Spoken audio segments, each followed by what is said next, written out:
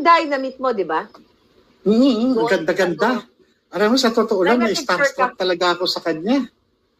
Oo. Bilo mo, ang ganda ng mukha. Sa totoo lang, ang ganda. Payat siya, hindi siya mataba. Akala ko mas maganda si Lisa sa kanya kasi, ano daw eh. Hindi, layo. Ang layo, kahit sa kalyo ng paa, malayo. Wow, kahit sa kalyo ng paa, ang layo talaga, no? Oo, malayo. Kaya siguro ganda, talagang insecure siya. Alam mo, kaya pala na-insecure si Lisa sa kanya.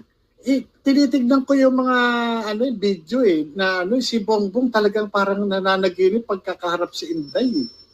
Di ba?